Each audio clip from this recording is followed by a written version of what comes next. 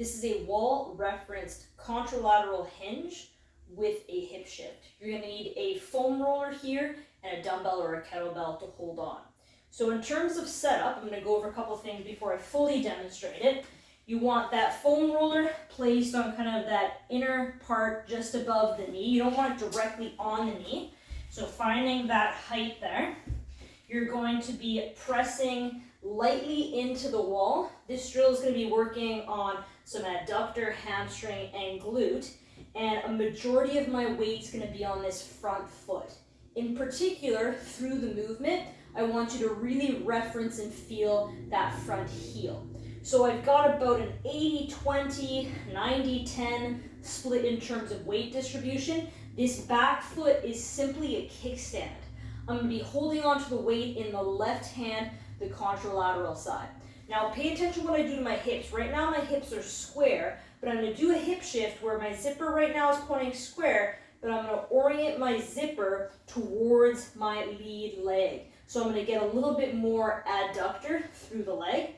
So holding the weight here, I'm going to lower myself down, really reference that heel, push, come up, allowing the hamstring and the glute to do that. But notice that I actually don't come into full hip extension. I don't want us to go into full hip extension here. We're really training the glutes and the hamstrings to do the extension, so I don't want us to lock out at the top. So it's going to look like this, holding onto my weight, foam roller set up, pressed into the wall. I'm heavy on that front foot. I'm going to hinge back at the hip. That shoulder stays packed. My hip is oriented into that front leg. Lower down. Exhale as I come up. Really feel that heel, but don't come all the way up, right?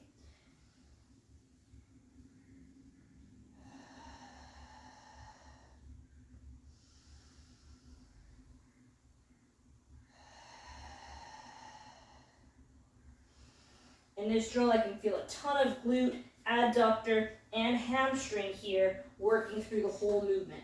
So really make sure, like I said, that you feel the heel reference. Don't allow that knee to come too far forward. We want to keep that knee under the ankle or just mid-shoelace. You're feeling this in your low back. Think about driving more into the ground and really think, build tension through the foot and let the hips do the work. We don't want to think stand up by extending through our back here.